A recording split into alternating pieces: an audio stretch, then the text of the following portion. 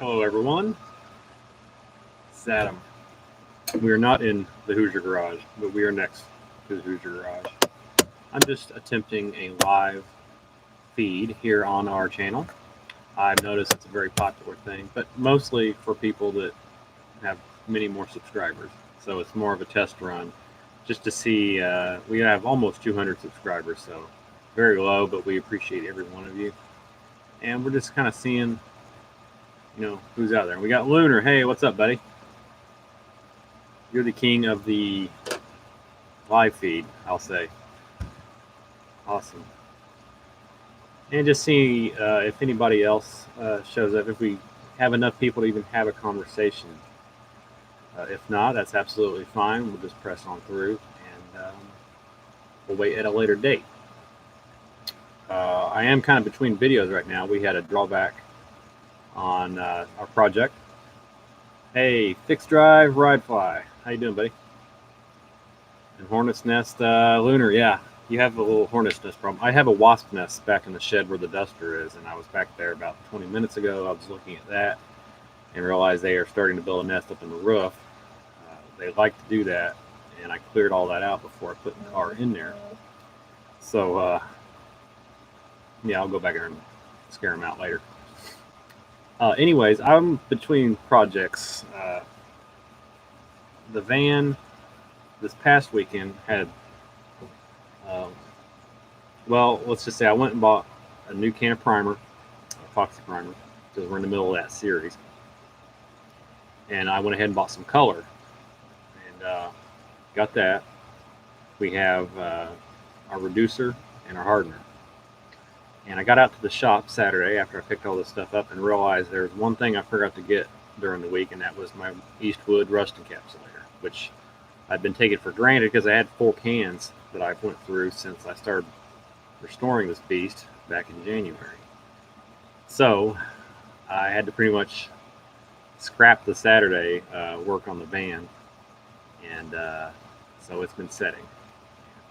We just got the Eastwood today. I got it in a pint can, so we can actually spray it or brush it. Well, I'll have to spray a lot of it here on this exterior areas. So this weekend we should be back in the groove and have a good video out then. So hopefully we can move on from the epoxy primer series. I think we're on part. I think we're looking towards part 5. Let me see real quick. Yeah, do it at night. That is a good suggestion. I was just fooling around here. I was checking out some subscriptions. I work at home, and I was taking a break. I got some things. I do a lot of paint artwork. I'm letting a lot of it dry, and I was just curious, I guess, more than anything about our live feed. But we've got a couple people in here, so that's really awesome, actually. Actually, I thought nobody would show up. Yeah, so we had part 4. We released that. And we're looking towards part 5, and that'll be the end of the epoxy primer specific. And if you watch any of that, it's not maybe as specific as the title entails. It's kind of the challenge of all these old vehicles and what you have to do to get them prepared for epoxy primer. And it's a lot of work. And we're just showing you what you have to go through. It's, and the best way to go about it without killing yourself. And it is hard work, but anybody can do it if they have some patience and just organize themselves a little bit. You can do it. There are some other videos that I have on the back burner. We did a part 1 for the overhead console, which is built out of wood and some steel hinges, and it'll encase CB radio and gauges and maybe even speakers for the radio. And part 2 on that might come fairly soon. I'd like it to come sooner, but we're just trying to get all the basics. Try not to spread ourselves too thin. That is always a problem with a lot of things. If you're not careful, you just have too many eggs in a basket. Another one was the sunroof. I wasn't really positive if I wanted to do a sunroof. They're popular in the old school vans, but one came with it. and it was a vintage one, probably the late 70s, early 80s. But it's the standard, kind of the rounded, has the heavily radiuses, corners on it. And I was looking at it and realized it was missing the trim ring that mounts inside the van, and then you would put it in the top, and it would secure it underneath. So I did some research and found that the company was no longer in business. They went out actually probably 30 years ago. But there was a similar style trim ring, retention ring, if you want to call it, that was on the market by a place called C.R. Lawrence. They make their own brand. But I got it, and a few minutes after having it out of the box, I realized it was so close. It was literally a quarter of an inch both ways, too big. And so it's aluminum, and I can't weld aluminum. I don't have that skill set. I haven't done it. Probably had the equipment, I could figure it out. But I know it's very precise type of weld. Somebody that does weld, so I thought, let's try this. So I measured the difference, what it needs to come down to, and I cut the quarter inch out. So basically, I cut all four flat, or the lengths of it, the length and the width. I cut right in the middle of all of them, and then shaved off a little bit and brought it in until I could actually run the screws into it. The radius was exactly the same. And so I took that assembly, as it were, to my friend who can do aluminum welding. The only problem right now is he's on a 6-day work schedule, working 10-hour days. And I took it like a month ago, and he sent me a message about a week ago. He said, "I'm sorry, if you really need it, you might want to take it somewhere else." But he said, "I'll try to get to it." I said, "Well, give me a couple months. Let's go from there." So it'd be awesome if he could get it welded up, and then we can make sure it fits or not, and then I'll do a part 2 on it. I've already got a part 1, but I'm just holding it because I don't want to, lead it into a dead end. So let me read some comments here. Yeah, the vans, you don't see them a lot, but there are some groups on Facebook. Vanner is one of them, and there's 60s through 80s vans, and there's actually quite a few people in the UK that have, it seems more the Dodges, 80s, 1980s model Dodges, you see them on there. Yeah, and the only way, aluminum, yeah, he's pretty good at it. He's very meticulous, which I'd say it's probably a good thing.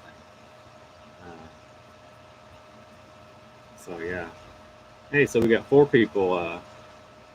SC Zulovit, is that a correct pronunciation or interpretation of your name? We'll just call you Big 13. Now, see, I used to work as a welder. We didn't do aluminum, though. It was heavy steel, and we built car lifts. So if you've ever seen a Challenger car lift, a 2-post or a 4-post lift, if it was an American-made model, then there was a good chance I had my hand on it. And I did that for, I'm going to say 4 years. Well, probably more like 3 years. And then the last year I went into a small management role, but they drove me nuts. And I had my home business, which I don't really get into. It's these little basketball courts back here. We build those, and I paint them, and we make replicas of mostly high schools. Anything that doesn't have a license, stuff like that, or we'll do custom. But it's a pretty good business, and I do that full time. So I have a pretty adaptable. Lately, it's been pretty busy, which is good considering we've had the coronavirus, and usually miniature basketball courts aren't on the top of everybody's agenda. But I still have a pretty good clientele. So. Bob will work. So we know about Lunar's projects, and if a couple of you, I would say the other 4 of you, don't know about Lunar, he's got several projects, and he's got his own channel. But what do the rest of you have? Like Bob, what do you have, or a fixed drive ride? What's your projects that you're working on? I'd like to hear from you.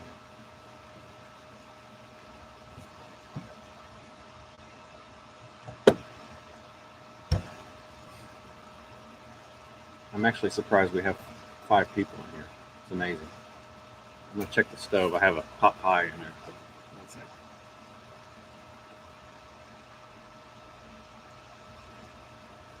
I've got 10 minutes, so we'll do 10 minutes and then talk to you all for a little bit.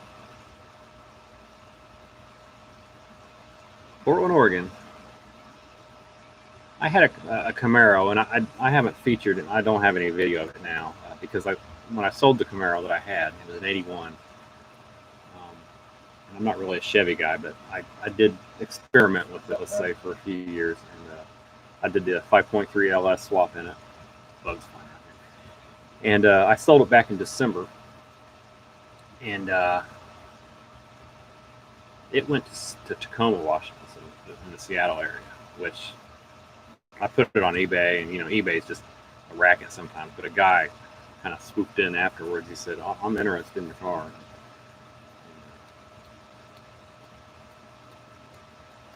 Yeah, enough for the whole group. I think the thing is like this big. It's a tiny little banquet pot pie, so it'll get me through the evening, I guess. 1,000 cc Aprilia V-twin into a '71 Reliant Regal freewheel. That sounds interesting. I don't know a whole lot about anything. If it's got a CC on it, I mean, we know that our heads have a certain CC capacity. But, V-twins and stuff like that, I'm a novice.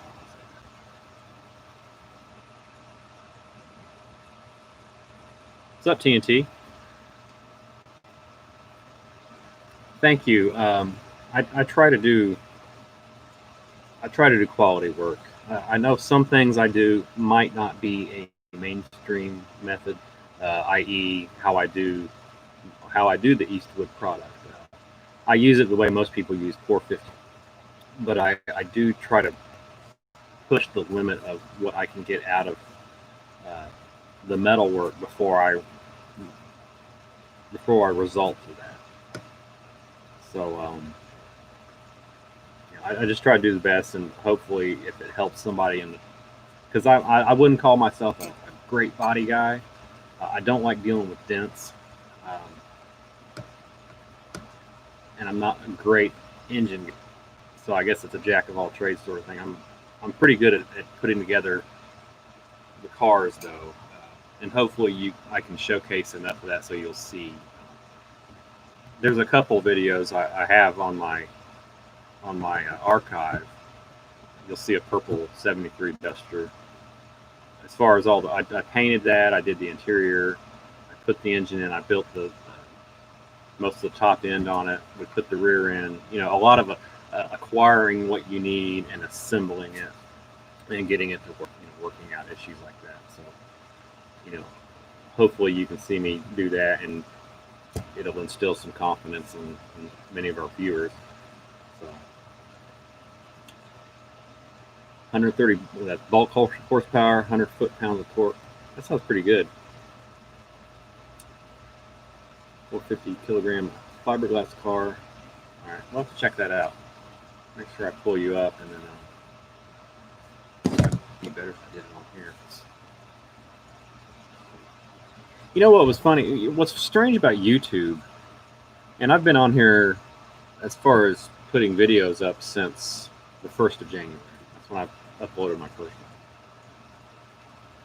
And 66 Monaco for handling. See, that would be a little challenging, but I commend you for that because they're such big cars. So I'd imagine you have to have large sway bars front and rear.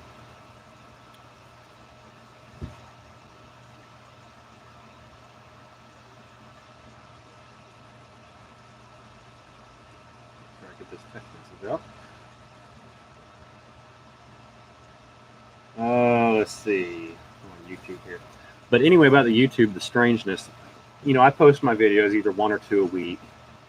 And I noticed in my ranking, like top 10, one of them just came up from February. This is just like 2 days ago. And I was looking at it, and it had over 400 views. It's become my most popular video as far as views. And it was one called roof repair, and it was up above the A-pillar on the roof on the passenger side, where I'd cut out a whole section, welded a piece back in. for some reason over the weekend it exploded. Well, in my world, it exploded like 130 views, which is just strange, and it looks like it just kind of flatlined again. So I don't quite understand. I've looked at the analytics, and it's just fascinating to me why it did that. So I guess it was showing up to people, and they was clicking on it. So I guess it is what it is. All right, let's see. Fix, drive, ride, fly. I see you. Okay, Fix Drive, I have subscribed to you. And I see what you're working on. That's pretty cool. Very British, it seems like. Or European. So you see, so any of the other 4 of you, if you haven't checked out, I know that's backwards, I'm sure. But he's in our group here. Just look him up on Facebook. He's got 241 subscribers, so if we can help everybody out with subscriptions, that'd be awesome. Very British. Yeah, YouTube is nuts. I mean, I noticed most of my views, and maybe some of you can attest to this, seeing as you're people that have subscribed to me. I do most of my sharing, and most of my views come from like Facebook, because I'm on several groups there. And if it's about the Duster, I'll share our Duster group. If it's about the van, I'll share it on all the van groups, and then the Mopar. So I have, a little bit of a crossover. But when I look at my analytics, it always shows me a lot of activity outside. But that video in particular was all about browse. It was about looking at the browse feature. So it was kind of funny looking at stuff like that. It's got good thumbnails too. Fix Drive does. They stand out. They got the bright colors.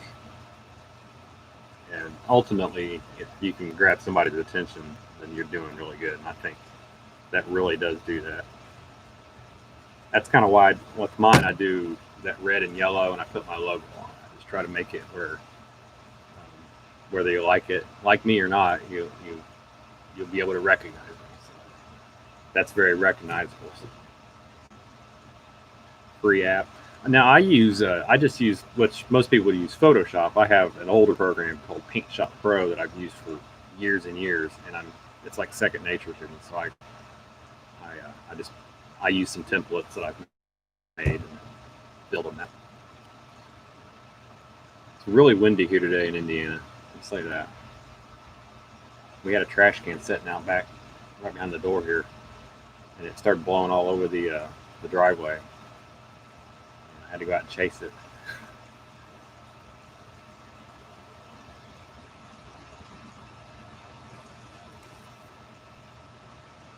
Awesome, we're getting everybody some subs. So check out each other's channels. Share the channels. I appreciate it if y'all would share mine, or just let your friends know. And like I said, just each other's channels. Lunar has done a great job acquiring some followers. And I know he's got a little bit of a situation going on right now. It's kind of like a viral thing, so I'm kind of following all that. Any publicity is good publicity, I guess.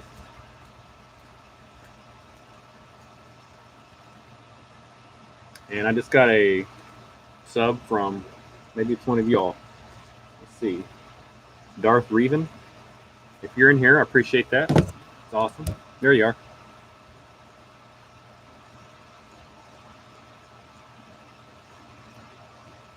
Thank you, guys. Thanks, Lunar. Appreciate it. And kind of what Lunar's going through right now. Yeah, it's a mess, and it's kind of sad to see, because really I don't see it as a 3-party thing. I see it kind of as a 2-party, and I like both content, or both channels, Tony and Brian. And Brian is new to the Mopar world, and so there's always just different avenues from, if I got into the super world, I would be kind of lost. And there's always cleanliness, but sometimes there's certain things where you don't know what to clean. And I think maybe my issue, and as much as I like Tony, I think the little bit of haste there on his part, and this is just my opinion, this is not a stab at anybody, but I likened it to what I seem to do, what I'm doing now. What if you watch my channel, you see me doing body work, whether it be in steel replacement, repair, and then going into primer, and then we're going to get into the paint, and then it's down the road I'll do some engine stuff. But on a relatable area for me right now, let's say Lunar comes to me and says, hey, I've got this car and I have these supplies that we can do the body work with. And I look at it and we're going to like do a 1 day only thing. If I see it as that, no, this won't go well, this won't look good, I don't quite care how much that you brought to me. If I see that it's lacking somewhere, I don't want to send it. I don't want to play that send it game. And yeah, don't forget, it actually just beeped right now. Let me check it. And I'll get back to the point I'm making.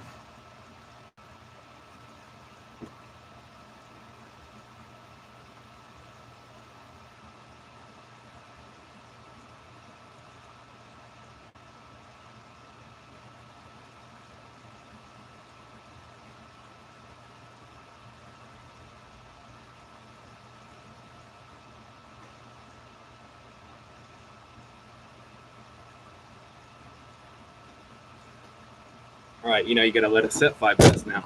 It's hot. So what I'm saying is, if we have, let's say, a body panel, we're going to do a quarter panel, and we weld on a section, and then after we weld it on, we grind it down, we clean it, because clean everything, right? We are learning that about this situation. If we clean, and then we go into the Bondo work, and I'm working on maybe wrapping the lip around on the quarter panel where it fits into the door jamb, and we got maybe Darth Revan, he's on the back, he's trying to do something, but then we got Lunar, and we're just using you as an example, Brian, but if we have you doing the filler work down the side where the seam was, and we get to the end of the day and I'm like saying, hey, you need to do this or do that, I'm trying to guide you, and let's say it just doesn't, it's not working out right, where it's not, that's fine. You're learning, and it's not learn in 1 day kind of a thing. But if you're going to take it to another channel that's particularly prestigious, like Nick's, where it's a high end, and I mean, let's just take it because Nick does all the stuff, it seems like. If you take it to Nick, and then Nick looks at it and goes, oh my gosh, look at the side of it, it's waving at me. That's where I foresee the problem there. I don't want to send you off on that, because I feel like it would be dishonest to you. And then if I've got my name on it, it would drag my reputation down, regardless of what intention it was. It's just yeah, and I understand. I saw that. It's very clean. I just think this concept of doing it all in a day, and even Tony said if you came up with seven pistons, he'd send it out with 7 pistons. I get what he's saying, but I don't see where that's going to help us. If we got something that's full of dirt, or it's got 7 cylinders, just for the argument of it, it's like, what good is it to do it if you can't at least have the basics covered? I guess at a certain point, if you have a lot of followers, just getting the airtime just kind of, it's kind of, the cash register thing will click. But I don't see it as being beneficial for Tony. Like, ultimately, I think Nick's kind of in the neutral on it. Lunar was really helped out with subscribers, but Tony probably seemingly had the most to lose here, but I don't think he will. I mean, Tony's good. I do think he's good. I think that was just a kind of a botch right there. I don't quite understand. I would not have let that go, regardless of what we was trying to accomplish. So, sorry, I'm going long with this. You equated body work, or you. That's why most body shops won't paint your body work. They don't know how you approach things. They don't know if it's going to blister out in here. And if they have their name on the paint, then they also, in people's minds, have it on the bodywork. So that's the short of it.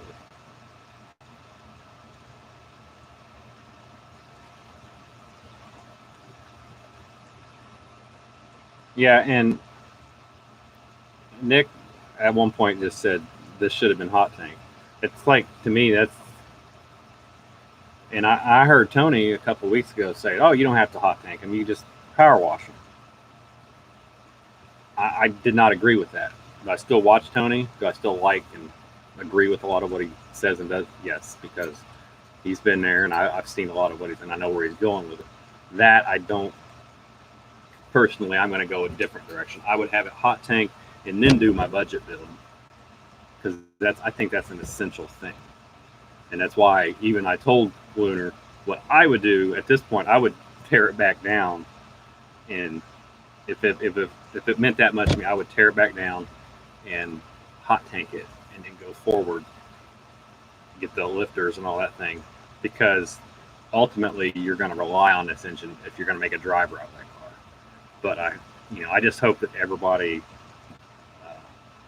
can find a good middle road, each other, and on this project.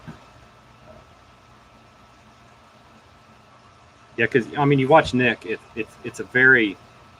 I get where Nick's coming from, because it's like he's very meticulous. He's very detailed. You do this. You do this. You do that. It's almost like it was the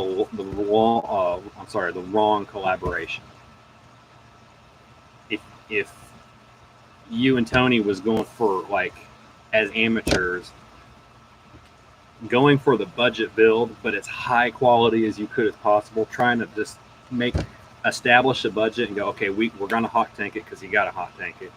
And then, okay, if we can get through without doing boring the cylinders, but honing them and trying to work it in that way. And then, clean, no matter how new or old you are to it. I think that would have been the ultimate approach, not just, wing it and go, which is kind of how Tony puts it. But I don't begrudge Tony, because it's nothing against me, or it's nothing against him. I just think we all, I do things. I'll put it in my videos. Sometimes I'll screw up on something and go, well, I messed it up. Like my quarter panel. I messed up the quarter panel on the passenger side and basically had to cut it off and put a new one on. I just took a different approach, an approach that didn't work, and I couldn't live with it, because you'd had a lot of Bondo on it, and I'm not going to do that. So I figured, well, the cost of another panel is this amount, and I'm going to do it a different way, a way that's more secure, and I feel good about it now. And you always got to kind of think ahead. And I see we've got 10 people in here now. This is actually amazing to me. Out of 184 or now 85 subscribers, we now have 11 people in here. So I really appreciate you all watching the videos and checking in on our live feed right now. If I can ask one thing, and I feel like it's asking a lot, if you get a moment when I put out a video, just give me a comment of some sort, whether you like something or don't like something, or something else you'd like to see. I know it might be somewhat busy, and you might see something, hey, what's that? The comments really help, and I'm all about talking. That's why I'm here right now. So I like to talk to you all about it, and it's all for fun. But if we can all get rich doing it, then let's do that. But I like to be very careful how I go forward. Now, I did have a video on that first quarter panel. It was like an hour long. And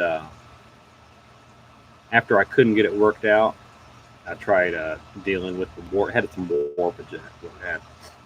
I didn't feel right leaving it up because I didn't want somebody down the road to stumble upon it as an isolated video by itself and think, oh, this is how you do it, because really I just did it wrong.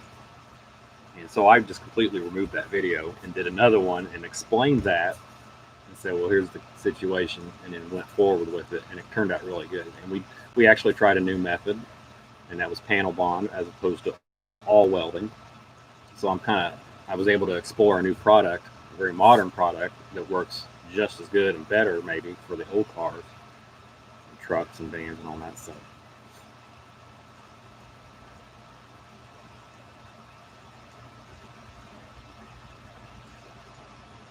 Kind of reading the comments here. Darth, if you say night, if that means you're leaving, I appreciate you checking in. Yeah, and everybody's got their own style too. Lunar, you've got your own style. Tony has his style. Nick has his own style, and I think it's cool that everybody has their own approach to it. Their own. I think mine is maybe a mix of everybody's plus a little bit of my own quirky personality. So it gives us enough people some variety. They can kind of pick who they like the most or whatever. So it works out pretty good. All right, so I think my pot pie has cooled. At least we hope so. I'll tell you what, this is a good experiment. We're 30 minutes in, and we've had up to 11 people, so it kind of makes me feel good. And this is just in the middle of the afternoon, so maybe we'll do some more of these, maybe once a week, or we'll just fill it out right now. Maybe we'll come back on the night and just try it out again, see what the night crowd looks like. So I appreciate you all watching and checking in and conversation, and nearly 11 there. So yeah, it'll be the middle of the night if I try this in a bit. So, all right, guys, appreciate it. Thanks for watching and subscribing, and make sure you check out each other's channels and subscribe to each other, and we'll have a nice community going here, and we'll just go on through it. All right, take care.